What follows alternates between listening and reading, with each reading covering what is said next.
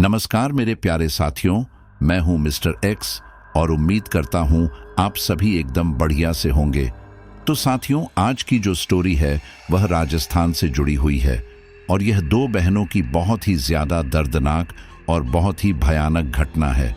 और इस घटना के तार आपस में काफी कनेक्ट है। इमोशनली भी यह स्टोरी आपको काफी ज्यादा रुला देने वाली है।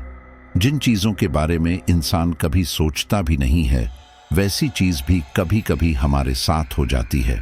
कुछ ऐसा ही आज की इस घटना में हमें जानने को मिला है। तो जो भी साथी पहली बार आए हैं वह स्टोरी को कंप्लीट जरूर सुने, अंत तक सुने। और जब आपको लगे कि हाँ यार, वाकई में हमारे जो मिस्टर एक्स भाई है वह कमाल की मेहनत कर रहे हैं, तो ही इस चैनल को ज्वाइन करना। क्योंकि मैं चाहता हूं हमारी एक ऐसी फैमिली बने जो इन हॉरर चीजों पर यकीन करती हो, इनके बारे में उनके जानने की काफी जिज्ञासा हो। और मैं ऐसे ही साथी में यहाँ पर जोड़ने में लगा हुआ हूँ। तो चलिए आज की स्टोरी को शुरू करते हैं। ये स्टोरी है दो चचेरी बहनों दीप्ति और सृष्टि की। जो दोनों बहनें कम सहेलियां ज्यादा थीं। उनका हर काम साथ साथ ही होता था। खेलना, खाना, स्कूल जाना, क्लास में एक ही डेस्क शेयर करना, सब कुछ। बचपन से लेकर जवानी की दहलीज पर कदम रखने के बाद भी उनकी ये दोस्ती जरा सी भी कम नहीं हुई थी। दोनों ने स्कूलिंग के बाद अब कॉलेज में भी एक साथ एक ही कोर्स करने का फैसला किया। और हुआ भी ठीक वैसा ही, दोनों को सेम कॉलेज में सेम कोर्स में एडमिशन भी मिल गया। उनकी जिंदगी में अब तक कहीं कोई प्रॉब्लम आई ही नहीं थी और न ही वो दोनों कभी किसी बात पर एक दूसरे से लड़ी झगड़ी थी। उन दोनों के बीच इतनी गजब की बॉन्डिंग देखकर उनके घर वाले भी खुश थे। उन लोगों ने तो यहाँ तक सोच रखा था कि जब भी कभी इन दोनों की शादी करेंगे तो ऐसा ही घर ढूंढेंगे जिस घर में उन दोनों के मैच एक साथ एक ही घर में मिल जाएं। क्योंकि उन दोनों के इतने गहरे प्यार को देखते हुए उनके घर वाले भी उन्हें किसी तरह जुदा नहीं करना चाहते थे। इस बात से दीप्ति और सृष्टि भी एग्री करती थी। वो दोनों बहनें भी किसी भी हाल में एक दूसरे से जुदा नहीं होना चाहती थी। लेकिन अक्सर हम लोग जो सोचते हैं वैसा होता कहाँ है। काफी ढूंढने के बाद भी उन दोनों के परिवार को ऐसा कोई रिश्ता मिला नहीं जो उन दोनों बहनों के लिए परफेक्ट भी हो, उन्हें पसंद भी आए और घर भी एक ही हो। कहीं उन्हें एक लड़का पसंद आता तो दूसरा नहीं। कभी फैमिली पसंद नहीं आती थी तो कभी दोनों लड़कों की जॉब डेस्टिनेशन अलग अलग होती। मतलब हमेशा कुछ न कुछ मिसमैच जरूर हो जाता और बात नहीं बन पाती। ऐसा होते होते जब काफी टाइम बीत गया तब उन दोनों के घर वालों ने आखिरकार थक हार कर उन दोनों की शादी अलग अलग ही करने का फैसला किया। घर वालों के इस फैसले से दोनों बहनें बहुत ज्यादा अपसेट थीं। वो दोनों किसी भी कीमत पर एक दूसरे से अलग होना नहीं चाहती थी। पर यह सौभाग्य लड़कियों की किस्मत में कहाँ। उन्हें तो आखिरकार अपना घर, अपनी फैमिली, दोस्त, भाई बहन सब कुछ छोड़कर एक न एक दिन जाना ही पड़ता है। लेकिन इन दोनों बहनों ने इसे अपनी किस्मत मानने से इनकार कर दिया और ये कसम खाई कि चाहे कुछ भी क्यों ना हो जाए, पर वे दोनों एक दूसरे को छोड़कर कहीं नहीं जाएंगी। अब जब भी कभी उनमें से किसी के लिए कोई रिश्ता आएगा, वे उसे एक्सेप्ट नहीं करेंगी। कुछ न कुछ कमी बताकर मना कर देगी। और उन दोनों ने ऐसा किया भी कई बार। पर वो कहते हैं ना कि जोड़ियां तो ऊपर वाला बनाता है और उसकी बनाई जोड़ी कोई चाहकर भी तोड़ नहीं सकता। कुछ ऐसा ही हुआ उन दोनों बहनों के साथ भी जब उनकी जिंदगी में व्योम की एंट्री हुई। व्योम अच्छी खासी पर्सनैलिटी वाला एक गुड लुकिंग लड़का था और पेशे से एक सॉफ्टवेयर इंजीनियर था। वो उन दोनों की बुआ के देवर का इकलौता लड़का था। अपनी पढ़ाई और इंटर्नशिप पूरी करके यूएस से इंडिया लौटा था एक मल्टीनेशनल कंपनी में जॉब के साथ। चूंकि उसका होम टाउन उदयपुर था, बट अपनी जॉब के सिलसिले में उसे उदयपुर से मुंबई शिफ्ट होना था।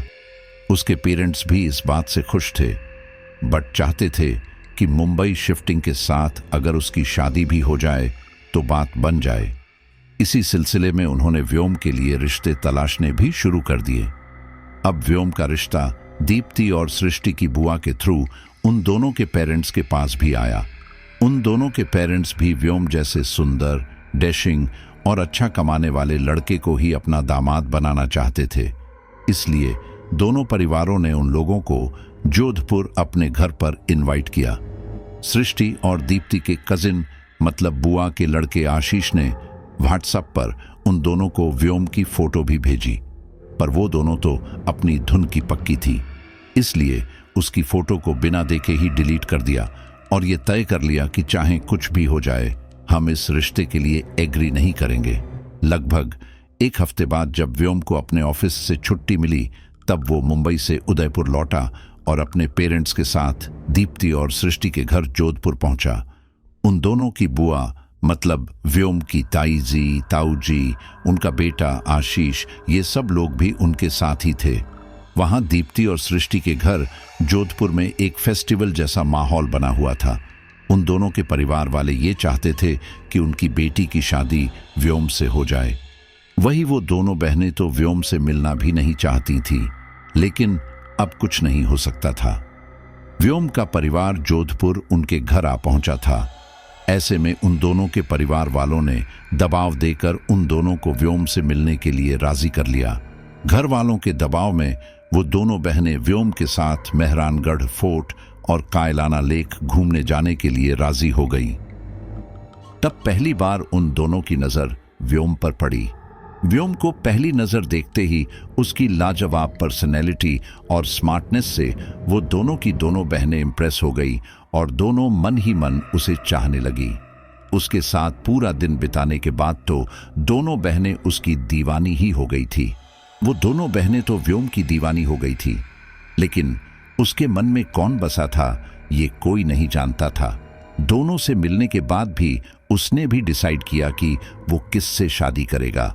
जिस तरह से वो दोनों बहनें उसकी दीवानी हो गई थी उसे पहली नजर देखने पर ही। व्योम भी सृष्टि को पहली नजर देखते ही उसका दीवाना हो गया था। उसके पेरेंट्स को तो दीप्ति और सृष्टि दोनों ही पसंद थी, इसलिए अब फैसला सिर्फ और सिर्फ व्योम को ही करना था। दीप्ति और सृष्टि के घर वाले भी जानना चाहते थे कि आखिर उन दोनों में से वो खुशनसीब कौन है जिसे व्योम भी पसंद करता है। व्योम ने अपने दिल की बात अपने पेरेंट्स को बता दी। अब बारी थी दीप्ति और सृष्टि की फैमिली को बताने की। व्योम के परिवार वालों ने दीप्ति और सृष्टि के परिवार वालों से बात करने से पहले उनकी बुआ को व्योम का फैसला बता दिया और उनकी बुआ ने उन दोनों बहनों के माँ बाप को। व्योम का फैसला सुनने के बाद जहां एक और सृष्टि और उसका परिवार बहुत ज्यादा खुश थे, वहीं दूसरी तरफ दीप्ति और उसके पेरेंट्स बहुत ज्यादा दुखी थे। दीप्ति तो इतनी ज्यादा दुखी हो गई थी कि पूरी रात बैठकर बस रोती ही रही। उसे इस तरह से रोते बिलखते देख उसकी माँ ने उसे समझाने की कोशिश करते हुए कहा कि वे व्योम से भी अच्छे लड़के का रिश्ता ढूंढ कर लाएंगी। उसके लिए दीप्ति की माँ उसे समझाने की कोशिश ही कर रही थी। तभी अचानक दीप्ति को कुछ याद आया और वो भागती हुई पड़ोस में अपने चाचा के घर पहुंची। उसे वहां देखकर सृष्टि बहुत खुश हुई और खुशी से उससे गले मिलते हुए बोली, अरे दीप्ति, कहाँ रह गई थी तू? तुझे पता है व्योम ने शादी के लिए हाँ कर दी है। चूंकि न तो दीप्ति ये बात जानती थी कि सृष्टि भी व्योम को पसंद करती है और न ही सृष्टि को इस बात की भनक थी कि दीप्ति भी व्योम से शादी करना चाहती थी। ऐसे में दोनों बहनें अनजाने में एक दूसरे की खुशियों की दुश्मन बन बैठी थीं। सृष्टि ने गले लगकर जब दीप्ति को अपनी शादी पक्की होने की खबर सुनाई तो उसे सुनकर जहां दीप्ति को खुशी से उसे बधाई देनी चाहिए थी, वहां दीप्ति ने सृष्टि को एक झटके के साथ अपने आप से अलग कर दिया। ये देखकर सृष्टि तो चौंकी ही। उसके पेरेंट्स, उसका छोटा भाई, बुआ, फूफा जी, घर में मौजूद सब लोग एकाएक चौंक से गए। तभी पीछे से भागते हुए दीप्ति के पेरेंट्स भी वहां आ पहुंचे। दीप्ति की इस हरकत से हैरान होते हुए सृष्टि उसकी तरफ देखते हुए बोली, क्या हुआ दीप्ति? तूने मुझे धक्का देकर दूर क्यों कर दिया? लेकिन दीप्ति ने उसकी बात का कोई जवाब नहीं दिया, बल्कि तेज नजरों से उसे घूरते हुए बड़ी ही भारी आवाज में बोली, ये शादी मत कर सृष्टि, मत कर ये शादी। उसकी ये बात सुनकर सृष्टि कुछ प्रत्युत्तर देती उससे पहले ही उसके पापा ने भड़कते हुए दीप्ति को डांटा। दीप्ति, ये क्या बकवास कर रही हो तुम? ये शादी होगी और हर हाल में होगी, समझी तुम? अपनी बात पर जोर देते हुए वे बड़ी ही कड़क आवाज में बोल पड़े। उनके बोलने के तरीके से ये साफ पता चल रहा था कि दीप्ति की उस बात से उन्हें कितना गुस्सा आया था। लेकिन दीप्ति पर उनकी बातों का कोई फर्क नहीं पड़ा और वो अपनी बात दोहराते हुए दोबारा बोल पड़ी। तू ये शादी नहीं कर सकती सृष्टि। तुझे याद है ना, हम दोनों ने एक दूसरे से क्या वादा किया था? चाहे कुछ भी हो जाए पर हम दोनों अलग अलग शादी नहीं करेंगे। तो फिर अब तू अपने वादे से मुकर कैसे सकती है सृष्टि? उसकी तेज आवाज और लगभग चिल्लाते हुए अपनी बात कहने के लिहाज से यह साफ पता चल रहा था कि दीप्ति सृष्टि और व्योम के रिश्ते से बिल्कुल भी खुश नहीं है। उसकी बात का सृष्टि के पास कोई जवाब नहीं था। वो चुपचाप खड़ी अपनी नजरें झुकाएं बस दीप्ति की बातें सुन रही थी। लेकिन सृष्टि के पापा को दीप्ति की बातें कहीं से भी ठीक नहीं लग रही थी, क्योंकि बहुत ज्यादा मुश्किलों के बाद उनकी बेटी शादी के लिए तैयार हुई थी और वे नहीं चाहते थे कि अब किसी भी कीमत पर यह शादी टले। इसलिए गुस्से से भरकर दीप्ति को उसके पेरेंट्स के हवाले करते हुए वे बोले, ये पागल हो गई है भैसा, ले जाइए इसे यहां से। दीप्ति के पेरेंट्स ने भी उनकी बात मानते हुए और सिचुएशन देखते हुए दीप्ति को वहां से ले जाने की कोशिश की। लेकिन उस वक्त दीप्ति का खुद पर बिल्कुल भी कंट्रोल नहीं था। वो तो बस किसी भी हालत में सृष्टि को उस शादी से रोकना चाहती थी। इसलिए अपने पेरेंट्स के समझाने पर भी वो नहीं समझी और सृष्टि को लगातार ये शादी नहीं करने की बात कहने लगी। सृष्टि तो सच जानती ही नहीं थी। उसे तो लग रहा था कि दीप्ति शायद शादी के बाद उससे दूर हो जाने की बात से अपसेट हैं, इसलिए ऐसा कर रही हैं। ऐसे में सृष्टि उसे समझाते हुए बोली, come down Deepti, please come down. तू शांत हो जा और मेरी बात ध्यान से सुन। देख दीप्ति, तू ऐसा मत सोच कि मेरी शादी के बाद हम दोनों अलग हो जाएंगे। नहीं यार, तू मेरे साथ ही रहेगी, मुंबई, हमारे घर। मैंने इस बारे में व्योम से बात भी की है और उन्हें कोई प्रॉब्लम नहीं है दीप्ति। तो इस शादी के बाद भी हम दोनों अलग नहीं होने वाले। और तो और हम सब मिलकर वहीं मुंबई में ही तेरे लिए एक अच्छा रिश्ता भी ढूंढ लेंगे, ताकि आगे चलकर तू भी वहीं सेटल्ड हो जाए और फिर हमें कभी एक दूसरे से अलग नहीं होना पड़े। दीप्ति को समझाते हुए उसे अपनी पूरी प्लानिंग बताते सृष्टि ने कहा। लेकिन उसकी पूरी बात सुनने के बाद तो दीप्ति और ज्यादा भड़क उठी और सृष्टि को पीछे ढकेलते हुए बड़े ही गुस्से के साथ बोली, नहीं सृष्टि, कोई जरूरत नहीं है तुझे ये सब करने की। तू बस मुझे इतना बता कि तू इस शादी से इनकार करेगी या नहीं। इसके आगे न तो मुझे कुछ सुनना है और न ही मुझे कुछ मंजूर है। उस वक्त उसकी आवाज में उसके दिल में भरा हुआ जो रोष था, जो गुस्सा और जो कड़वाहट थी, वो साफ नजर आ रही थी। उसका वो गुस्सा, वो गर्जना देखकर सृष्टि तो बुरी तरह डर गई थी, पर उसके पापा दीप्ति के उस बिहेवियर से बहुत ज्यादा गुस्सा हो गए और जब उन्हें कुछ नहीं सूझा तो उन्होंने दीप्ति को अपने घर से धक्के मारकर बाहर निकाल दिया।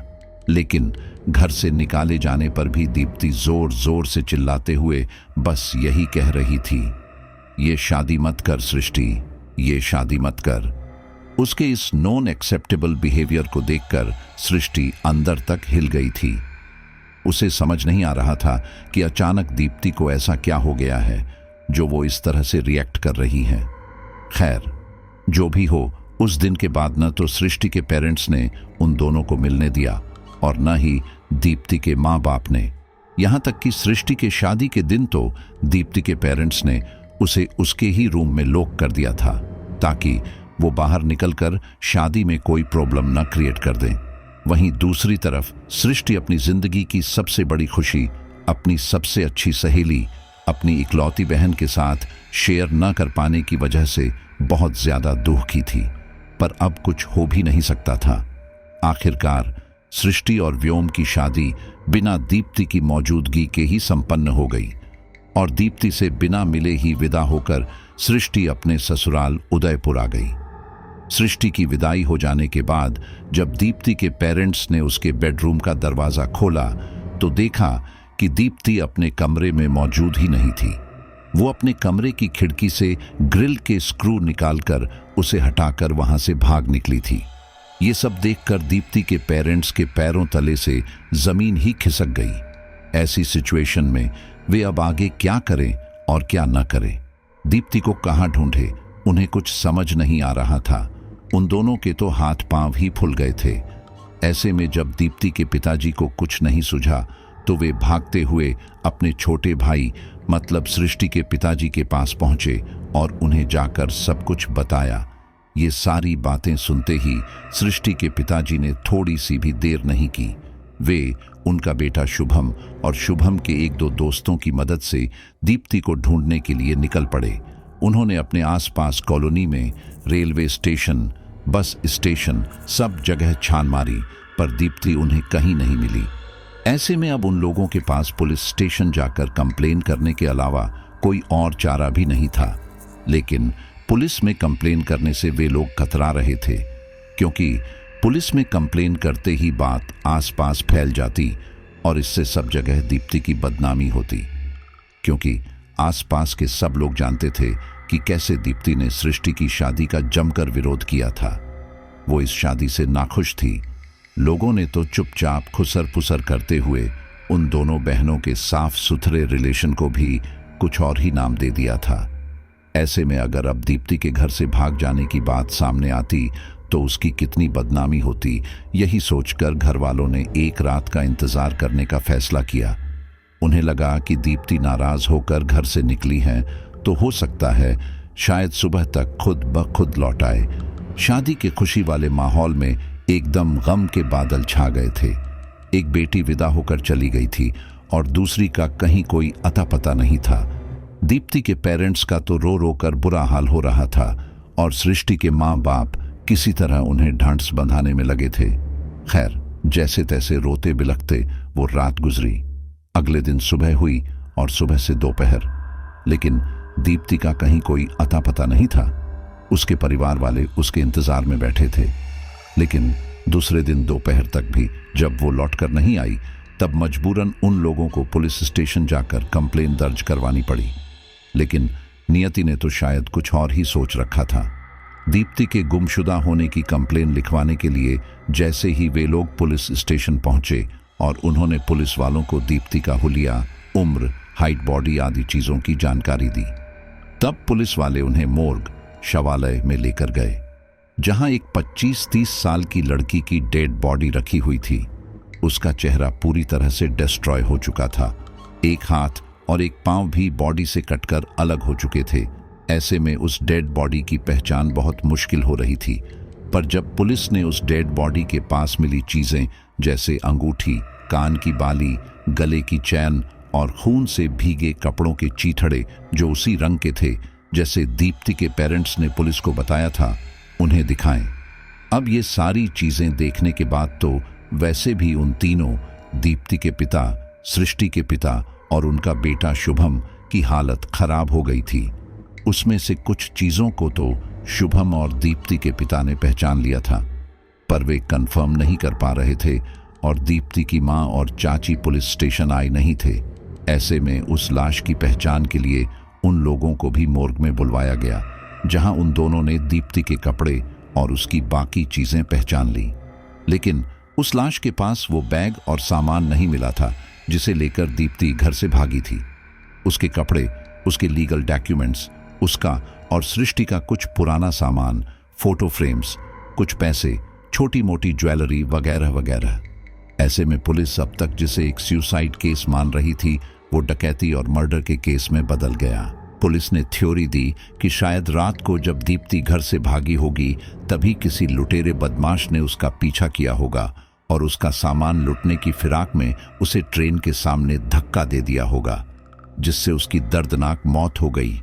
ये सब सुनकर और वो लाश और उसके पास मिले सामान को देखकर दीप्ति के परिवार वालों का रो रो कर बुरा हाल हो गया था। जब इस बात की खबर सृष्टि तक पहुंची तो ये सब सुनकर उसके पैरों तले से जमीन ही खिसक गई। उसके हाथ पांव फूल गए और सदमे के मारे बेहोश होकर वो धड़ाम से जमीन पर गिर पड़ी। उसके बाद जैसे तैसे उसके ससुराल वालों ने उसे संभाला। व्योम ने उसे सहारा दिया और धीरज बंधाया। लेकिन लेकिन अपनी इकलौती लाडली बहन और बचपन की सहेली को इस कदर खो देने के कारण सृष्टि को उसकी मौत का सदमा लग गया। वो मन ही मन खुद को दीप्ति की मौत का जिम्मेदार समझने लगी थी और उसी गिल्ट में डिप्रेशन में चली गई। एक ही पल में दोनों बहनों की हंसती खेलती जिंदगी उजाड़ बन गई। एक बहन दुनिया छोड़कर चली गई और दूसरी दुनिया में रहते हुए भी सारी दुनिया से कट गई। लेकिन उन हालातों में भी व्योम ने सृष्टि का साथ नहीं छोड़ा। उसने मुंबई में बड़े से बड़े और नामी साइकाइट्रिस्टों से उसका इलाज करवाया, जिसके चलते सृष्टि की हालत में तेजी से सुधार होने लगा। लगभग 1 से 1.5 साल तक हाई डिप्रेशन की कंडीशन में रहने के बाद अब वो पूरी तरह से फिट एंड फाइन हो चुकी थी। उसने मुंबई में एक नामी कंपनी में जॉब करना भी शुरू कर दिया था, ताकि उसका ध्यान काम में लगा रहे और दीप्ति की यादें जो उसकी रग रग में बसी हुई थी वो उसे न सताएं। और हुआ भी वही। सृष्टि के जहन से दीप्ति की यादें फीकी पड़ने लगी थी। वो अब अपनी जिंदगी में आगे बढ़ चुकी थी। वहीं दूसरी तरफ दीप्ति के पेरेंट्स की जिंदगी बिल्कुल बदहाल सी हो गई थी। दीप्ति उनकी इकलौती संतान थी। उसके जाने के बाद से तो वे दोनों दुनिया से कट से गए थे। दीप्ति के पापा की तबीयत भी अब बहुत ज्यादा खराब रहने लगी थी, जिसके चलते उन्होंने अपनी सर्विस बीच में ही छोड़कर ऐच्छिक रिटायरमेंट ले लिया था और अपना घर बार सब बेचकर जोधपुर से अपने पुस्तैनी गांव लोहावट शिफ्ट हो गए थे। लेकिन सृष्टि का परिवार अब भी वही जोधपुर में ही रहता था। एक ही पल में उन दोनों परिवारों की जिंदगी ऐसी बदल गई कि समेटे नहीं सिमट रही थी। एक ओर जहां दीप्ति की फैमिली अपना बसा बसाया घर बार छोड़कर चली गई थी, तो वहीं दूसरी तरफ सृष्टि ने अपने मायके जोधपुर आना ही छोड़ दिया था, क्योंकि वहां की हर एक जगह से उसकी और दीप्ति की बहुत सी यादें जुड़ी हुई थीं। वो जोधपुर में कदम रखना तो दूर, उसका नाम लेने से भी कतराती थी। पर वो कहते हैं ना कि जब हम किसी चीज से जितना ज्यादा दूर भागते हैं, वो चीज उतनी ही ज्यादा हमारे करीब आती जाती है। दीप्ति की मौत को अब पूरे 3 साल बीत चुके थे और इन 3 सालों में सृष्टि ने कभी मुड़कर भी जोधपुर की तरफ नहीं देखा था। लेकिन अब जब उसके छोटे भाई शुभम की शादी तय हो गई, वो भी जोधपुर में ही, तब उसके परिवार वालों ने फिर और कहीं शादी करने की बात को टालते हुए सृष्टि को समझाया और उसे शादी के बहाने अपने घर जोधपुर आने के लिए इंसिस्ट किया। पहले तो सृष्टि इस बात के लिए एग्री नहीं थी, बट फिर उसने सोचा कि उसे जोधपुर छोड़े हुए 3 साल बीत गए हैं। ऐसे में इस शादी के बहाने ही सही उसे एक बार तो अपने घर जोधपुर जाना ही चाहिए। यही सोचकर वो और व्योम हफ्ते भर की छुट्टी लेकर मुंबई से जोधपुर के लिए रवाना हुए। मुंबई से जोधपुर तक के उस लंबे सफर के दौरान सृष्टि बिल्कुल खामोश थी। व्योम उससे बात करने की कोशिश तो कर रहा था, पर सृष्टि कहीं और ही खोई हुई थी। उसकी खामोशी और आंखों का सुनापन व्योम के दिल की धड़कनें बढ़ा रहा था, क्योंकि सृष्टि एक लंबे समय तक हाई लेवल डिप्रेशन से गुजर चुकी थी, जिसका कारण दीप्ति की अननेचुरल डेथ और उससे जुड़ी यादें थीं, जो बारंबार उसके दिमाग में आकर उसे गिल्ट का एहसास करवा रही थी। व्योम को डर था कि जोधपुर पहुंचते ही सृष्टि के जहन में उसकी और दीप्ति की कई सारी यादें ताज़ा हो जाएंगी और हो सकता है उसकी याद आते ही वो एक बार फिर से डिप्रेशन में चली जाए। बस यही डर मन ही मन व्योम को खाए जा रहा था, लेकिन इस संबंध में वो कुछ कर भी नहीं सकता था। न तो वो सृष्टि के जहन से दीप्ति की यादें मिटा सकता था और न ही उसे उसके भाई की शादी में जाने से रोक सकता था। बस इसीलिए वो किसी तरह सृष्टि के मन को दूसरी बातों में लगाकर उसके दिलो दिमाग को शांत रखने की कोशिश कर रहा था। पर सृष्टि का मन पूरी तरह बेचैन हो उठा था। उसके दिमाग में जोधपुर, दीप्ति और उसकी यादें ही घूम रही थी। बस ट्रेन अपनी गति से पटरियों पर दौड़ रही थी और सृष्टि का मन अपनी गति से जोधपुर पहुंच चुका था। आखिरकार वे लोग भी लगभग 950 किलोमीटर का लंबा सफर तय कर मुंबई से जोधपुर पहुंच ही गए। सृष्टि का भाई शुभम उन्हें रिसीव करने रेलवे स्टेशन आया था। उसी के साथ कार में व्योम और सृष्टि के घर पहुंचे। घर पहुंचते ही सबसे पहले सृष्टि की नजर दीप्ति के घर पर पड़ी। अपने घर से भी पहले उसने दीप्ति के घर की तरफ देखा। दीप्ति का घर बंद पड़ा था। ताले पर जंग लग चुका था। खिड़की और दरवाजों पर धूल की मोटी परत जम चुकी थी। यहां वहां मकड़ी के जाले ही जाले नजर आ रहे थे। वो घर जो कभी सृष्टि और दीप्ति के बचपन की मस्तियों और जवानी की दहलीज पर बढ़ते उनके कदमों का गवाह था, आज वो उन दोनों के रिश्तों में आई दरार और दीप्ति के दुनिया से चले जाने के गम में मानो खून के आंसू रो रहा था, जिसे देखकर सृष्टि की आंखों में आंसू भर आए। वो एक तक बस उस घर को ही देखती रह गई। ये देखकर व्योम और शुभम दोनों के मन में एक डर सा भर गया। सृष्टि के माँ बाप भी इस बात से अनजान नहीं थे कि सृष्टि यहाँ आते ही सबसे पहले उसी घर की तरफ देखेगी, क्योंकि उस घर से उसके बचपन से लेकर जवानी तक की अपनी आधी जिंदगी की सारी यादें जुड़ी हुई थीं।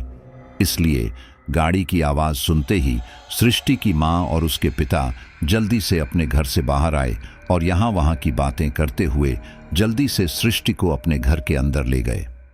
घर के अंदर जाते ही सृष्टि की माँ ने उसे समझाया कि वो अपने अतीत से बाहर निकलकर अपने भविष्य की चिंता करे। उसे अब दीप्ति और उसकी यादों से बाहर निकलना ही होगा और उसे उस घर की तरफ देखना भी नहीं चाहिए। अपनी माँ की बातें सृष्टि को ठीक ही लगी, क्योंकि जो गुजर गया था उसे वापस ले आना तो नामुमकिन ही था। ऐसे में उसकी यादों को भुला देना ही समझदारी थी। पर सृष्टि चाहकर भी दीप्ति को भुला नहीं सकती थी, क्योंकि दीप्ति और वो कभी दो शरीर एक जान हुआ करते थे। खैर, सृष्टि अपना ध्यान अपने अतीत से हटाकर अपने भाई की शादी की तैयारियों में लग गई। लेकिन जब भी उसे दीप्ति की याद आती या फिर उसकी नज़र उस घर पर पड़ती, उसकी आंखों में आंसू आ जाते। पर इस बात को पूरी दुनिया से छिपाकर अपने सीने में दबाकर वो खुद को किसी और काम में बिजी कर लेती थी। सृष्टि के जोधपुर आने के 2-3 दिन तक तो सब कुछ ठीक ठाक ही था, लेकिन उसके भाई की शादी के जस्ट एक दिन पहले सारा कामकाज देखकर जब रात को वो अपने बेडरूम में सोने के लिए गई, तब अचानक उसे ऐसा लगा जैसे अभी अभी कोई उसके बेड पर से उठकर बाथरूम की तरफ गया। सृष्टि को लगा शायद व्योम होगा, इसलिए उसने उस बात को नजरअंदाज किया और जाकर अपने बेड पर लेट गई। अभी उसे लेटे हुए ऑलमोस्ट 5 मिनट ही हुए होंगे, तभी उसका फोन बजा। फोन व्योम का था, जिसे देखकर सृष्टि हैरान रह गई, क्योंकि उसे तो लगा था कि व्योम बाथरूम में है, फिर फोन कैसे। उसने धीरे से थोड़ा सहमते हुए फोन उठाया तो सामने से व्योम ने कहा कि वो जल्दी जल्दी में उसे बताएं, बिना ही अपने पेरेंट्स को रिसीव करने रेलवे स्टेशन चला गया है। जैसे ही सृष्टि ने ये बात सुनी, उसके होश फाख्ता हो गए। उसे ये समझ नहीं आ रहा था कि अगर व्योम नहीं तो उसके कमरे में कौन है जो उनके बाथरूम को यूज कर रहा है। ये बात दिमाग में आते ही उसने सबसे पहले अपनी नजरें सामने दीवार पर लगी घड़ी पर डाली। उस वक्त रात के 11 बज रहे थे। बाथरूम से कोई आवाज भी नहीं आ रही थी, लेकिन जब तक व्योम का फोन नहीं आया था, उससे पहले बाथरूम से नल से पानी गिरने की आवाज आ रही थी। ये सब कुछ सृष्टि के लिए बहुत ही ज्यादा शॉकिंग था, लेकिन उसने सोचा शायद घर पर जो मेहमान हैं उनमें से कोई उसके बाथरूम को यूज कर रहा होगा। यही सोचकर उसने बाथरूम के दरवाजे के पास जाकर धीरे से आवाज लगाई कि कौन है अंदर? बुआ जी, आप हैं क्या? आशीष, तुम हो क्या? लेकिन अंदर से कोई आवाज नहीं आई और बाथरूम था भी अंदर से बंद। सृष्टि ने धक्का लगाकर उसे खोलने की कोशिश भी की, लेकिन बाथरूम का दरवाजा नहीं खुला। इससे उसका शक एकदम पक्का हो गया कि जरूर उसके बाथरूम में कोई तो है। इसलिए उसने फिर से आवाज लगाई, कौन है बाथरूम में? आखिर कोई बोलता क्यों नहीं? बोलो तो सही, जवाब तो दो। आधी रात को बाथरूम में इतनी देर से क्या कर रहे हो? कौन हो? लेकिन सामने से कोई जवाब नहीं आया। ये देखकर सृष्टि की हालत खराब हो गई और वो दौड़ते हुए अपने पापा के पास जा पहुंची। वहां जाकर उसने उन्हें सब कुछ बताया तो उसके पापा, उसकी माँ और उसकी बुआ तीनों उसके साथ उसके कमरे में पहुंचे। उसके कमरे में पहुंचते ही उसके पापा ने भी सबसे पहले बाथरूम के दरवाजे के पास जाकर आवाज लगाई, कौन है अंदर? अरे कोई बोलता क्यों नहीं? लेकिन इस बार भी अंदर से कोई आवाज नहीं आई। ऐसे में सृष्टि के पापा ने बाथरूम के दरवाजे को तोड़ने के उद्देश्य से एक जोरदार धक्का लगाया, लेकिन उनके ऐसा करते ही बाथरूम का दरवाजा बड़ी ही आसानी से खुल गया, जैसे कभी अंदर से बंद था ही नहीं। ये सब देखकर सृष्टि के पापा, सृष्टि की माँ, बुआ और खुद सृष्टि भी हैरान रह गए थे। तब सृष्टि के पापा उसे समझाते हुए बोले, अरे ये क्या बेटा, बाथरूम में तो कोई भी नहीं है, और ये देखो ये दरवाज़ा भी बिल्कुल ठीक है। शायद थोड़ा सा अटक गया होगा, इसलिए तुम्हें लगा कि दरवाज़ा अंदर से बंद है और तुम्हारे कमरे में कोई है, पर यहाँ कोई भी नहीं है और हम आवाज़ दे देकर खामखा अपना वक्त बर्बाद कर रहे थे। उनकी बात सुनकर सृष्टि को यकीन नहीं हुआ और उसने अपने पापा को हटाते हुए खुद बाथरूम के अंदर जाकर देखा, एक एक चीज़ को हटाकर देखा। उसे ऐसा करते देख उसके पापा पूरी तरह से हैरान हो गए और उसी लहजे में उसकी तरफ देखते हुए बोले, अरे ये सब क्या कर रही हो बेटा? अरे कोई इंसान होता तो क्या किसी छोटी मोटी जगह पर छुप जाता? ये सब बस तुम्हारा वहम है बेटा। शायद बाथरूम का दरवाजा अटक गया होगा और तुम्हें लगा कि बाथरूम के अंदर कोई है। सृष्टि के पापा ने एक बार फिर उसे समझाने की कोशिश करते हुए कहा। उनकी बात सुनते ही अपनी बात पर जोर देते हुए सृष्टि बोली, नहीं पापा, ये मेरा वहम नहीं हो सकता। मैंने अपनी आंखों से किसी को अपने बेड से उठकर बाथरूम की तरफ जाते देखा था और बाथरूम में नल से पानी चलने की आवाज भी आ रही थी। नो पापा, नो, ये मेरा वहम तो हो ही नहीं सकता। नेवर, नहीं हो सकता। सृष्टि इस बात को मानने के लिए कतई तैयार नहीं थी कि उसे कोई वहम हुआ है। वो और उसके पापा अभी इस बारे में बात ही कर रहे थे कि इतनी देर में शुभम का फोन रिंग हुआ और फिर उसने फोन पर जो कुछ भी सुना उसे सुनकर तो उसके होश ही उड़ गए और सहसा ही उसके मुंह से कुछ अफसोसनाक शब्द निकल पड़े। ओह शीट, ये क्या हो गया? उसका रिएक्शन देखकर वहां मौजूद सब लोग शॉक्ड हो गए और सृष्टि की मां शुभम की तरफ देखकर उससे पूछते हुए बोली, क्या हो गया शुभम, सब ठीक तो है ना? बोलो। अपनी मां का सवाल सुनते ही शुभम के मुंह से एक गहरी दुखद आह निकली और उसने एक तेज लंबी सांस छोड़ते हुए अपनी मां की तरफ देखते हुए कहा, व्योम जीजू का एक्सीडेंट हो गया है मम्मा, और उनको ग्लोबल हॉस्पिटल ले जाया गया है। शुभम के मुंह से ये बात सुनते ही सृष्टि के पैरों तले से जमीन ही खिसक गई। व्योम के एक्सीडेंट की खबर सुनते ही बदहवास होते हुए वो बोली, नो, इट्स इम्पॉसिबल। ये तू क्या कह रहा है शुभम? व्योम का एक्सीडेंट? नहीं, वो तो अपने पेरेंट्स को रिसीव करने के लिए रेलवे स्टेशन गए थे। हाँ, उनका एक्सीडेंट कैसे हो सकता है? तू मजाक कर रहा है ना? सृष्टि ने शुभम की दोनों बाहें पकड़कर उसे झकझोरते हुए कहा। उसे इस तरह बदहाल होते देख शुभम ने उसे समझाने की कोशिश करते हुए कहा, नहीं दीदी, आप ऐसा सोच भी कैसे सकती हैं? क्या मैं इतना गिरा हुआ इंसान हूं कि ऐसा भद्दा मजाक करूंगा आपके साथ, वो भी जीजू के बारे में? प्लीज दीदी, बातों में टाइम वेस्ट मत कीजिए, हमें जल्द से जल्द हॉस्पिटल पहुंचना पड़ेगा, सृष्टि को समझाते हुए शुभम ने कहा। इस पर सृष्टि के पापा ने भी अपनी सहमति जताई और वे तीनों सृष्टि के फूफा जी व्योम के ताऊसा के साथ हॉस्पिटल पहुंचे। वहां जाकर उन्हें पता चला कि इस हादसे में व्योम के पेरेंट्स की ऑन दी स्पॉट ही मौत हो गई और व्योम की कंडीशन भी स्टेबल है, कभी भी कुछ भी हो सकता है। डॉक्टर ने उन्हें पहले ही आगाह कर दिया था कि आज की रात व्योम की जिंदगी पर भारी है। अगर आज की रात व्योम सही सलामत गुजार देगा तो उसकी हालत में सुधार होने की उम्मीद की जा सकती है, नहीं तो। डॉक्टर की बातें सुनकर उन चारों के हाथ पांव फूल गए। सृष्टि की तो हालत ही खराब हो गई। उसकी आंखों से नदी की तरह बहते आंसू उसके दर्द को बयां कर रहे थे। सृष्टि के पिता उस वक्त कभी अपनी बेटी को संभालते तो कभी अपने बहनोई को, जिन्होंने एक ही पल में अपने छोटे भाई और भाभी को हमेशा हमेशा के लिए खो दिया था और भतीजा जिंदगी और मौत के बीच में झुल रहा था। वहीं दूसरी तरफ उनकी बेटी, जो बड़ी मुश्किल से अपनी बहन की मौत के सदमे से उभरी थी, अब उसका पति।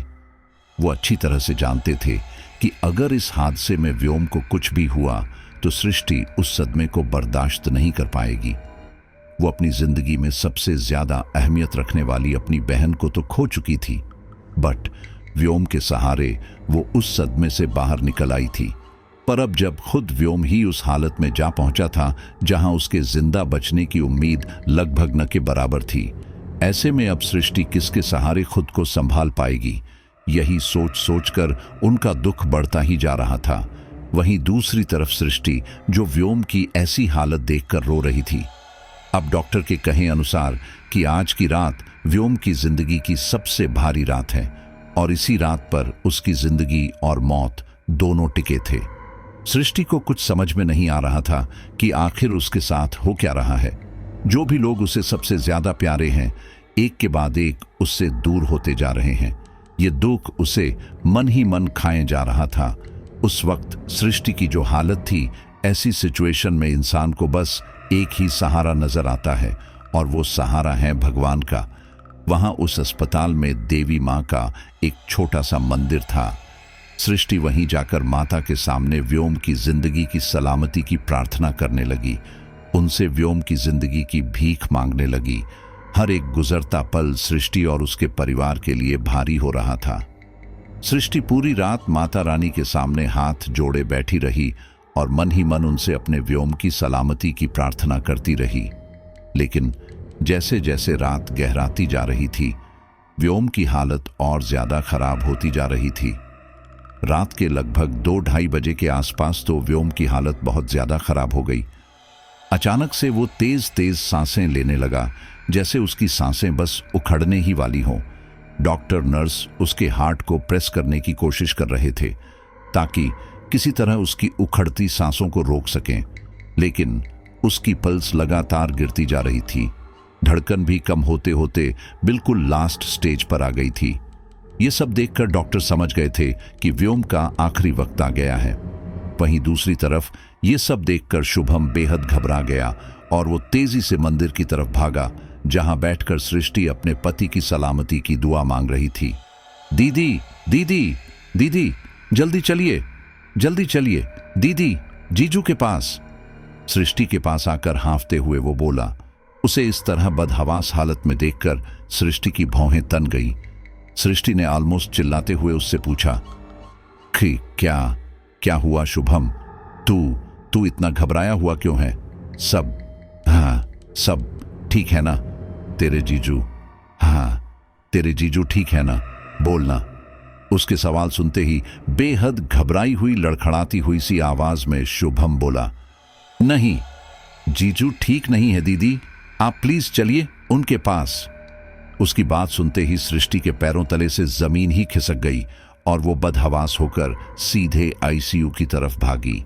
वहां अपने पापा को सामने खड़ा देखकर बदहवास हालत में व्योम के बारे में पूछते हुए वो बोली, क्या हुआ पापा? व्योम? हाँ, व्योम ठीक तो है ना? ये शुभम। वो सिर्फ इतना ही कह पाई थी कि उसके पापा की आंखों से झरने की तरह आंसू बहने लगे, जिन्हें देखकर सृष्टि की हिम्मत जवाब दे गई। लेकिन फिर भी उसका विश्वास नहीं टूटा और उसने अपने मन को मजबूत करते हुए आईसीयू के दरवाजे पर लगे ग्लास से झांककर अंदर की तरफ अपनी नजर दौड़ाई, जहां डॉक्टर्स अपनी आखिरी कोशिश करते नजर आ रहे थे और ईसीजी मशीन के मॉनिटर पर व्योम की गिरती हुई पल्स को साफ देखा जा सकता था। ये सब देखकर सृष्टि का पूरा शरीर एकदम सुन्न पड़ गया। उसे देखकर ऐसा लग रहा था जैसे व्योम की गिरती सांसें मानो उसकी सांसें रोक रही थीं। उस वक्त सृष्टि के लिए जैसे सारी दुनिया ही थम गई थी। वो किसी भी हालत में अपने व्योम को खोना नहीं चाहती थी, लेकिन हालात उसके बस में नहीं थे। उसे लग रहा था जैसे उसने दीप्ति को खो दिया, वो उसी तरह आज व्योम को भी खो देगी। ऐसे में सृष्टि को अचानक दीप्ति की याद आ गई और बचपन से लेकर जवानी तक उसके साथ बिताया हर एक पल एक फिल्म की तरह उसकी आंखों के सामने से गुजरने लगा। यादों के उसी अंत प्रवाह में सृष्टि को अचानक मारवाड़ की अधिष्ठात्री देवी मां चामुंडा का ध्यान आया, जिनका मंदिर मेहरानगढ़ दुर्ग की ऊंचाइयों में प्रतिष्ठित है। सृष्टि को ध्यान आया कि वो और दीप्ति कैसे हर नवरात्रि वहां जाकर माता की पूजा किया करते थे। एग्जाम हो, रिजल्ट की बात हो या फिर और कोई भी प्रॉब्लम, अपनी सब समस्याओं का समाधान पाने वो दोनों वहीं पर जाया करती थी। ऐसे में सृष्टि को लगा आज भी उसे वहां जाना चाहिए, व्योम की जिंदगी की भीख मांगने। वहीं एक ऐसी जगह है जहां पर शायद उसके इस दुख का निवारण हो सकता है। यही सोचकर उसने शुभम को उसके साथ वहां चलने की बात कही। उसकी बात सुनकर शुभम एकदम चौंक सा गया और सृष्टि को समझाते हुए उसने कहा, मां चामुंडा के मंदिर, यू मीन मेहरानगढ़ फोर्ट। दीदी, आप जानती हैं टाइम क्या हो रहा है, रात के 3 बज रहे हैं। इस वक्त कौन होगा मंदिर में? मंदिर तो 4:30 से 5 बजे तक खुलेगा। इनफैक्ट इस वक्त तो फोर्ट भी बंद होगा, कोई हमें किले के अंदर घुसने भी नहीं देगा। शुभम की बात सुनते ही जवाब देते हुए सृष्टि ने कहा, वो जो कुछ भी हो शुभम, लेकिन मुझे वहां जाना है, मुझे वहां जाना ही है। सुना तुमने? अब तुम मुझे ये बताओ कि तुम मेरे साथ चल रहे हो या नहीं। अगर नहीं तो मैं खुद ब खुद चली जाऊंगी। और इतना कहते ही सृष्टि तेजी से वहां से चल पड़ी। उसे जाते देख शुभम उसके पीछे भागा। दीदी रुकिए, दीदी प्लीज, ओके रुकिए, मैं चल रहा हूं आपके साथ। सृष्टि को रोकते हुए शुभम ने उसके पीछे भागते हुए कहा और वे दोनों तुरंत अपनी कार से मेहरानगढ़ फोर्ट की तरफ रवाना हो गए। पूरे रास्ते दोनों बिल्कुल खामोश ही बैठे रहे। मेहरानगढ़ फोर्ट की दूरी अस्पताल से ऑलमोस्ट 30 किलोमीटर की थी, लेकिन सुबह के टाइम पर ट्रैफिक बिल्कुल भी नहीं था, इसलिए वे लोग 10-15 मिनट होते होते फोर्ट टच कर गए। और एज यूजुअल, जैसा कि शुभम ने कहा था, फोर्ट का दरवाजा बंद था और बाहर कोई गेटमैन भी नहीं था जिससे रिक्वेस्ट करके वे लोग फोर्ट के अंदर एंट्री कर सकें। अब उन लोगों के पास वहां रुककर वेट करने के अलावा और कोई चारा भी नहीं था। ये देख एक गहरी अंतहीन श्वास छोड़ते हुए सृष्टि की ओर देखकर बड़े ही निराशाजनक स्वर में शुभम ने कहा, हाँ अब क्या करें दीदी, यहां पर तो कोई भी नहीं है और किले का दरवाजा भी बंद है, अंदर कैसे जाएं? उसकी बात का सृष्टि के पास कोई जवाब नहीं था। ऐसे में उसने बस अपनी आंखें बंद कर हाथ जोड़ते हुए मां चामुंडा का ध्यान लगाया और उनसे प्रार्थना करते हुए बोली, हे मां, रक्षा करो, हा हमारी मदद करो मां, हा तेरे द्वार पर तो आ गई हूं, पर दर्शन करना पॉसिबल नहीं हो रहा है। मां मुझे दर्शन दो, प्लीज मां, मुझे दर्शन दो। रूंधे हुए कंठ और भारी होते स्वर में सृष्टि ने मां चामुंडा से प्रार्थना की। उसकी बंद आंखों से लगातार आंसुओं की धारा प्रवाहित हो रही थी और वो मन ही मन मां चामुंडा की छवि का ध्यान कर रही थी। उसने बचपन से मां चामुंडा की आराधना की थी और अपने हर सुख दुख में उसने सदा सर्वदा मां के चरणों का ही स्मरण किया था। लेकिन व्योम से मिलने और दीप्ति से बिछड़ने के बाद उसने मां के मंदिर आना तो दूर, मां का स्मरण करना भी छोड़ दिया था। और अब जब उसके ऊपर इतनी बड़ी विपदा आई थी तो उसे बस एक ही सहारा नजर आ रहा था और वो सहारा था मां का, मां चामुंडा का। आज उसे अपनी भूल का एहसास हो रहा था और अपने किए पर पछतावा भी हो रहा था। उसकी आत्मग्लानि और पछतावे को देखकर शायद मां ने उसे माफ कर दिया था। वैसे भी मां तो मां होती है ना, और फिर मां चामुंडा तो स्वयं जगदम्बा हैं। वे अपनी भक्त को उस मुश्किल की घड़ी में अकेले कैसे छोड़ सकती थी। जब सृष्टि अपने हृदय से पूर्णतया समर्पित होकर मां को सहायता के लिए पुकार रही थी, ठीक उसी वक्त अचानक उन दोनों के कानों में एक तीखी और अजीब सी आवाज गूंज उठी। कौ। ये आवाज सृष्टि को कुछ जानी पहचानी सी लग रही थी। शायद किसी पक्षी के बोलने जैसी कोई आवाज थी, लेकिन सृष्टि ने उस आवाज पर ध्यान नहीं दिया और वो बस मन ही मन मां से प्रार्थना करती रही। तभी वो आवाज दोबारा से उसके कानों में गूंज उठी और इस बार उस आवाज के साथ ही शुभम की आवाज भी उसके कानों में गूंज उठी। दीदी, दीदी, दीदी, वो देखिए। सामने किले के मुख्य द्वार के ऊपर की ओर अपनी अंगुली से इशारा कर सृष्टि को कुछ दिखाने की कोशिश करते हुए वो बोला। उसकी आवाज से और उस तीखी अजीब सी सुनाई देने वाली आवाज को सुनकर सृष्टि का ध्यान टूट गया। और उसने अपनी आंखें खोलकर उस दिशा की तरफ अपनी नजरें दौड़ाई जिस तरफ इशारा करते हुए शुभम उसे कुछ दिखाने की कोशिश कर रहा था। जैसे ही सृष्टि की नजर किले की दीवार पर पड़ी, उसकी आंखें फटी की फटी रह गई। वो अवाक खड़ी बस उस ओर देखती रह गई। श्रद्धा से उसके हाथ अपने आप ही जुड़ गए और देखते ही देखते वो उस ओर देखते हुए नतमस्तक हो गई। शुभम ने भी ठीक वैसा ही किया।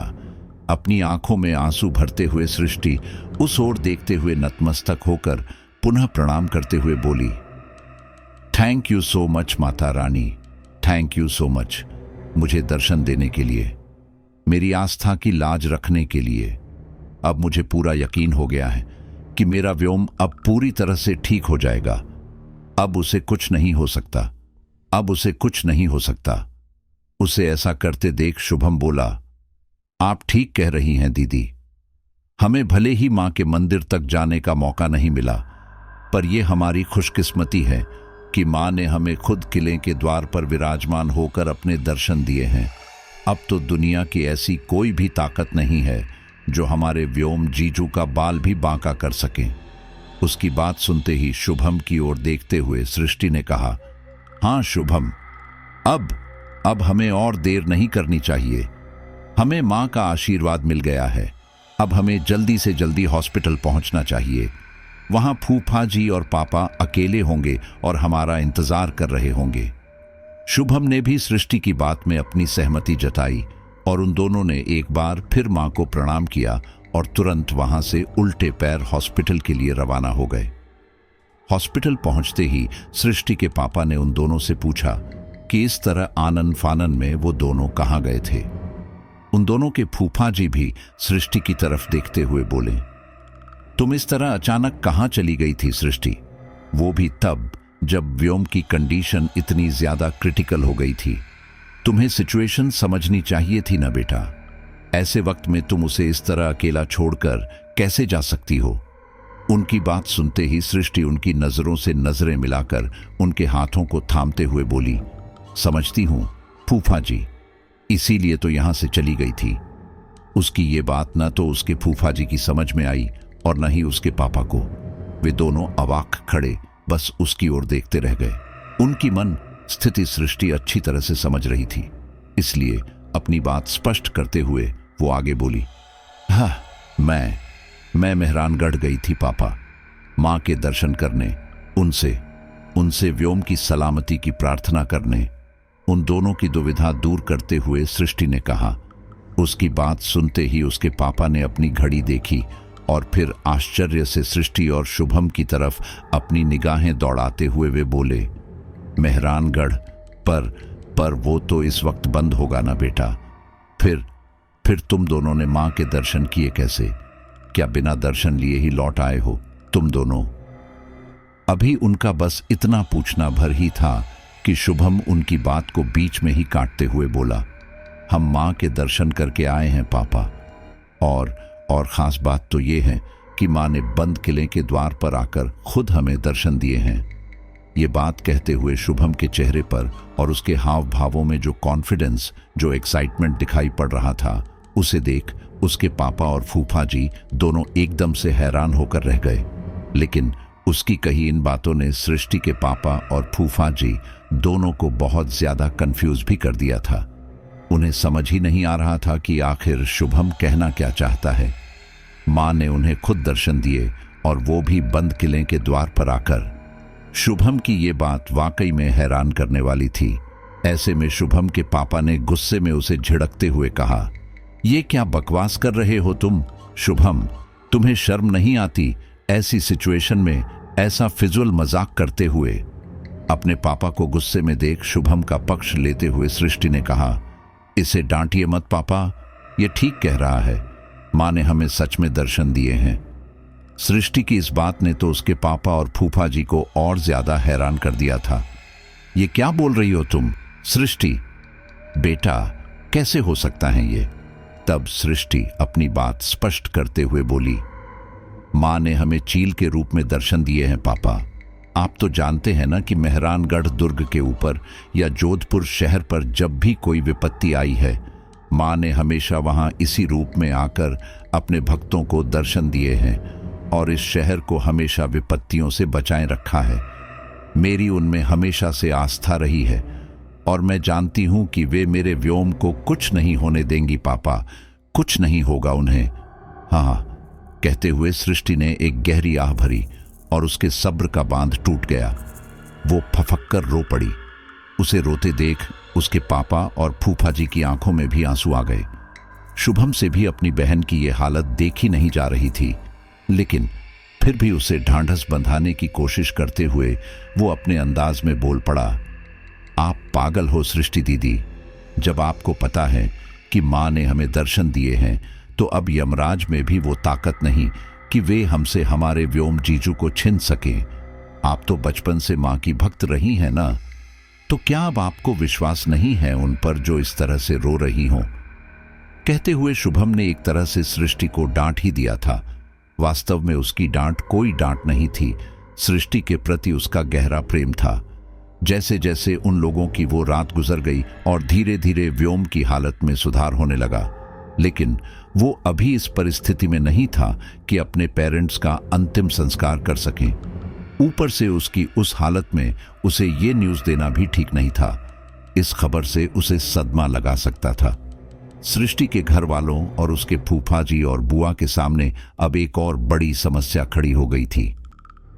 वे लोग व्योम के पेरेंट्स की क्षत विक्षत हो चुकी डेड बॉडीज को ज्यादा देर रोक नहीं सकते थे और उनके इकलौते बेटे को इस बात की खबर दिए बिना उनका अंतिम संस्कार भी नहीं कर सकते थे। लेकिन व्योम को सच बताना उसकी जान लेने जैसा था। ऐसे में उन लोगों ने फैसला किया कि जब तक व्योम पूरी तरह से खतरे से बाहर नहीं आ जाता, वे उसे इस बारे में कुछ नहीं बताएंगे और उन सब ने मिलकर व्योम को बिना बताए ही उसके माता पिता का अंतिम संस्कार कर दिया। यहां दूसरे दिन शाम तक व्योम को होश आ गया और सबसे पहले उसने सृष्टि से अपने पेरेंट्स के ही बारे में पूछा, क्योंकि जब उसका एक्सीडेंट हुआ तब उसके पेरेंट्स उसके साथ ही थे। इसलिए उसके दिमाग में बस एक ही बात घूम रही थी कि उसके पेरेंट्स कहाँ और कैसे हैं। उस वक्त व्योम के साथ बस सृष्टि ही थी। उसके पापा, फूफा जी और दोनों भाई शुभम और आशीष सब व्योम के पेरेंट्स के अंतिम संस्कार के लिए गए हुए थे। ऐसे में व्योम का सवाल सुनते ही सृष्टि थोड़ा सकपक आ गई, क्योंकि आज से पहले उसने व्योम से कभी कोई झूठ नहीं बोला था, लेकिन आज उसे उससे इतना बड़ा झूठ कहना था, वो भी उसके पेरेंट्स के बारे में। ये काम सृष्टि के लिए बहुत मुश्किल था, लेकिन उसे ये करना ही पड़ा। व्योम अभी अभी होश में आया था। सृष्टि उसे बच बताकर फिर से खतरे के मुंह में नहीं धकेलना चाहती थी, इसलिए उसने व्योम से झूठ बोलते हुए कह दिया कि उसके पेरेंट्स ठीक हैं और उन्हें वार्ड में शिफ्ट कर दिया गया है। ये कहते हुए अभी सृष्टि ने बस अपनी बात खत्म ही की थी कि तभी एक नर्स उसके पास आकर उसके हाथ में पेपर्स थमाते हुए बोली, मैडम, ये आपके सास ससुर के डेथ सर्टिफिकेट्स। उस नर्स की बात सुनते ही व्योम का शरीर एकदम सुन्न पड़ गया। उसे ऐसा लगा जैसे किसी ने उसके शरीर में हजारों सुइयां चुभो दी हों। वहीं दूसरी तरफ वो नर्स तो सृष्टि के हाथों में वो पेपर्स थमाकर चली गई, लेकिन अब सृष्टि को समझ नहीं आ रहा था कि वो क्या करें, कैसे व्योम से अपनी नजरें मिलाएं। उसका झूठ पकड़ा गया था, एक ऐसा झूठ जिसे बोलने के लिए वो न चाहते हुए भी मजबूर हो गई थी। उसका शरीर कांपने लगा था। उसे डर लग रहा था इस बात का कि सच सुनकर कहीं व्योम की तबीयत फिर से न बिगड़ जाए, लेकिन मां चामुंडा की कृपा से ऐसा कुछ नहीं हुआ। व्योम ने उस सदमे को सहन कर लिया। ये खबर सुन लेने के बाद उसके मुंह से शब्द तो नहीं निकले, लेकिन उसकी आंखों से अविरल बहते आंसू उसके दर्द को बयां कर रहे थे।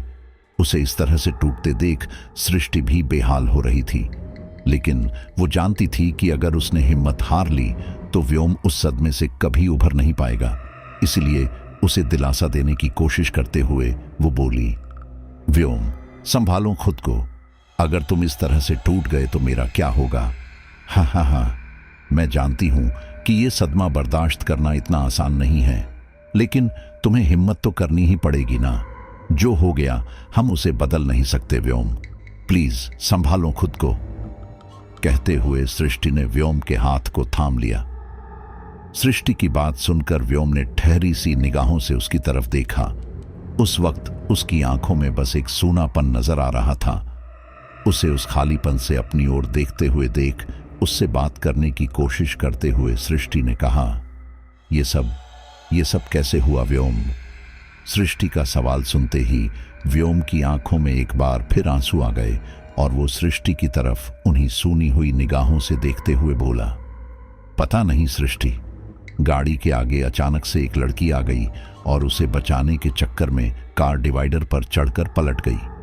गाड़ी की स्पीड भी ज्यादा नहीं थी, फिर भी पता नहीं कैसे। कहते हुए व्योम रो पड़ा। सृष्टि से उसकी वो हालत देखी नहीं जा रही थी, लेकिन हालात के आगे वो भी बेबस थी। लेकिन उसे इस बात का इत्मीनान था कि व्योम पूरी तरह से सही सलामत था और खतरे से बाहर था। 4-5 दिन हॉस्पिटल में बिताने के बाद व्योम को फाइनली डिस्चार्ज मिल गया था। उसके हाथ और पैर 1-2 मेजर फ्रैक्चर थे, जिसकी वजह से प्लास्टर लगा हुआ था। सृष्टि और उसका परिवार उसे अपने साथ घर ले आए थे। उसे डिस्चार्ज मिलने के बाद और घर लौटने के बाद उसके बड़े पापा और बड़ी माँ, मतलब सृष्टि के बुआ जी और फूफा जी, अपने घर उदयपुर लौट गए। लेकिन उन दोनों का कजिन आशीष वहीं जोधपुर में उनके साथ ही रुका था। सृष्टि ने यह तय कर लिया था कि जब तक व्योम पूरी तरह से ठीक नहीं हो जाता, वे लोग मुंबई नहीं लौटेंगे। सृष्टि वहीं अपने घर रहकर व्योम का अच्छे से ख्याल रख रही थी। व्योम भी बहुत अच्छे तरीके से रिकवर कर रहा था। सब कुछ ठीक चल रहा था। परिस्थितियां फिर से अनुकूल हो रही थीं और ऐसा लग रहा था कि सृष्टि और व्योम की जिंदगी अब फिर से पटरी पर लौट रही थी। लेकिन इस सब के बावजूद अब भी कुछ ऐसा था जो उन सब की नजरों के सामने होते हुए भी उनकी नजरों से दूर था। ये सृष्टि और व्योम के घर लौटने के 3 या 4 दिन की बात थी। उस दिन सृष्टि अपने दोनों भाइयों शुभम और आशीष के साथ अपने पति व्योम को लेकर मेहरानगढ़ फोर्ट मां चामुंडा के मंदिर जाने वाली थी। वे सब रेडी होकर व्योम को लेकर अपने घर से अभी बाहर ही निकले थे कि अचानक सृष्टि के पैरों में कोई चीज आ गई। सृष्टि ने अपनी नजरें झुकाकर जमीन की तरफ देखा तो अपने पैरों में पड़ी उस चीज को देखकर वो एकदम से शॉक्ड हो गई। उसके पैरों में एक मरा हुआ कौवा पड़ा था, जिसे देखकर उसे बहुत ज्यादा हैरानी हो रही थी, क्योंकि वो कौवा एकदम सही सलामत था। मतलब किसी जानवर, किसी कुत्ते या बिल्ली ने उसका शिकार नहीं किया था। और सबसे दिलचस्प बात तो ये थी कि बाहर खुले में सड़क पर पड़ा होने के बावजूद भी कोई स्ट्रीट डॉग या बिल्ली उसके आसपास भी नहीं फटक रहे थे। सृष्टि वहीं खड़ी अभी यही सब सोच रही थी कि व्योम को गाड़ी में बिठाकर उसके भाई शुभम ने उसे आवाज लगाई, अरे दीदी, वहां क्या कर रही हो? चलो जल्दी, जीजू तो गाड़ी में बैठ भी गए हैं और आप अब भी वहीं खड़ी हो। उसकी आवाज सुनकर सृष्टि उस बारे में सोचना छोड़कर सीधे गाड़ी की तरफ भागी। उसके कार में बैठते ही शुभम ने गाड़ी चला दी। अब वो और आशीष आपस में बात कर रहे थे। बीच बीच में वे दोनों व्योम से भी बात कर रहे थे।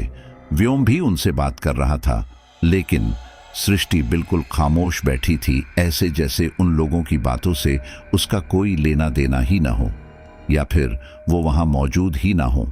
उसे इस तरह खामोश बैठा देख व्योम ने उससे बात करने की कोशिश करते हुए कहा, क्या बात है सृष्टि, तुम इतनी खामोश क्यों हो? लेकिन व्योम के सवाल करने पर भी सृष्टि ने उसकी बात का कोई जवाब ही नहीं दिया। इनफैक्ट उसने जवाब देना तो दूर, व्योम की तरफ देखा तक नहीं। उसने उसकी बात को ही पूरी तरह से नजरअंदाज कर दिया और बस गाड़ी के कांच से बाहर देखती रही। उसका ये बिहेवियर उसके भाई शुभम को ठीक नहीं लगा और वो उसे टोकते हुए बोला, क्या बात है दीदी, आप कुछ बोल क्यों नहीं रही हैं? लेकिन सृष्टि ने उसकी बात को भी नजरअंदाज कर दिया। ऐसे में उसने अपनी आवाज को तेज करते हुए एक बार फिर अपना सवाल दोहराते हुए अपने फेस को हल्का सा घुमाकर सृष्टि की तरफ देखा और बोला, दीदी कहां खोई हो? उसकी तेज आवाज सुनकर सृष्टि का ध्यान भंग हुआ और वो शुभम की तरफ देखकर लगभग चौंकते हुए बोली, क्या हुआ शुभम, कुछ कहा तुमने? उसे इस तरह से चौंकते हुए रिएक्ट करके देख शुभम, व्योम और आशीष तीनों ही हैरान हो गए और फिर उसकी बात का जवाब देते हुए शुभम ने कहा, मतलब आपने कुछ सुना ही नहीं। मैं तो आपसे बस यही पूछ रहा था कि आप क्या सोच रही हैं और इतनी खामोश क्यों बैठी हैं। व्योम जीजू ने भी आपसे यही सवाल किया था, लेकिन आपने उनकी बात का भी कोई जवाब नहीं दिया और उसके बाद मेरी बातों का भी कोई जवाब नहीं दिया। क्या बात है दीदी, कोई प्रॉब्लम है क्या? उसकी बात का जवाब देते हुए बड़े ही चिंतित स्वर में वो बोली, पता नहीं शुभम, पता नहीं, कोई प्रॉब्लम है भी या नहीं मैं नहीं जानती, लेकिन कुछ तो अजीब हो रहा है, कुछ ऐसा जो अननेचुरल है, अनदेखा है, अजीब है, जिसे मैं फील तो कर पा रही हूं, लेकिन कुछ समझ नहीं पा रही हूं कि आखिर जो कुछ भी हो रहा है वो है क्या। सृष्टि की इस बात ने शुभम को पूरी तरह से हैरत में डाल दिया था। उसकी समझ में कुछ नहीं आया कि आखिर उसकी बहन उससे कहना क्या चाहती है, उसे क्या समझाना चाहती है। सृष्टि की पहेली नुमा बातों को सुनने के बाद उस पर रिएक्ट करते हुए शुभम ने कहा, ओह गॉड, ये क्या है दीदी, आप क्या कह रही हो? मेरी तो कुछ समझ में नहीं आ रहा है। आप तो ऐसे बता रही हो जैसे किसी कहानी की स्क्रिप्ट पढ़ रही हो या कोई पहेली बुझा रही हो। अरे जो भी बात है साफ साफ कहो ना। शुभम तो सृष्टि की बात समझ नहीं पाया, लेकिन व्योम समझ गया कि सृष्टि जरूर किसी बात को लेकर परेशान है। इसलिए उसने सृष्टि के हाथों पर अपना हाथ रखते हुए उसे सांत्वना देने की कोशिश करते हुए वो बोला, ऐसी क्या बात है सृष्टि जो तुम्हें इतना परेशान कर रही है? तुम्हारी बातों से इतना तो मैं समझ गया हूं कि किसी खास वजह को लेकर तुम परेशान हो, इसलिए जो भी बात है बता दो हमें, इससे तुम्हारा मन थोड़ा हल्का हो जाएगा। व्योम के प्यार भरे स्पर्श और उसकी सांत्वना भरी बातों ने सृष्टि को थोड़ा भरोसा दिया और वो व्योम की तरफ देखते हुए बोली, पता नहीं व्योम, पर जब से हम यहां जोधपुर आए हैं तब से बहुत कुछ अजीब सा घट रहा है मेरे साथ। कहते हुए सृष्टि ने एक आह भरी और फिर एक पल रुक कर एक गहरी लंबी श्वास लेते हुए उसने अपनी बात को आगे बढ़ाया और बोली, उस रात जब आपका और मम्मी पापा का एक्सीडेंट हुआ था, उस रात मैंने अपने बेडरूम में किसी मौजूदगी महसूस की थी। कोई तो था उस रात हमारे कमरे में। ये बात शुभम और आशीष को भी पता है। मैंने उन सबको बुलाया था, लेकिन असल में सबके देखने पर वहां कोई भी मौजूद नहीं था।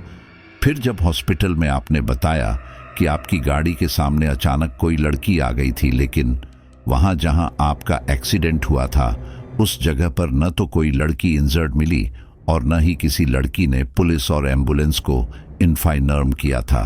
और सबसे खास बात तो ये है कि मुझे खुद कई बार अपने आसपास किसी लड़की की मौजूदगी का एहसास होता है।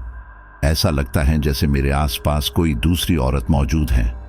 और अब जब हम मेहरानगढ़ के लिए निकल रहे थे तभी अचानक से मेरे पैरों में एक मरा हुआ कौवा आ गया, बिल्कुल हमारे घर के सामने।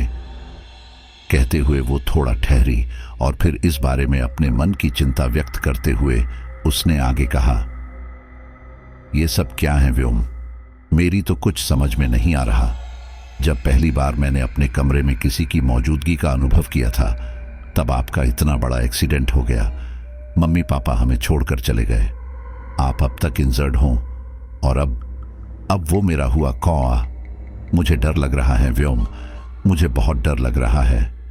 सृष्टि की बातें सुनकर उसे दिलासा देते हुए व्योम ने कहा, तुम इन सब बातों को अपने दिलो दिमाग से निकाल दो सृष्टि।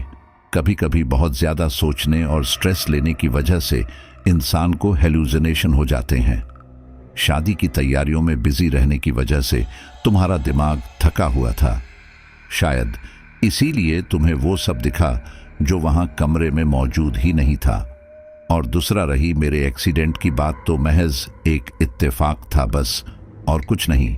यहां आकर तुम अपनी बहन दीप्ति को बहुत मिस कर रही हो, शायद इसीलिए तुम्हें हर वक्त अपने आसपास किसी लड़की की मौजूदगी महसूस होती है।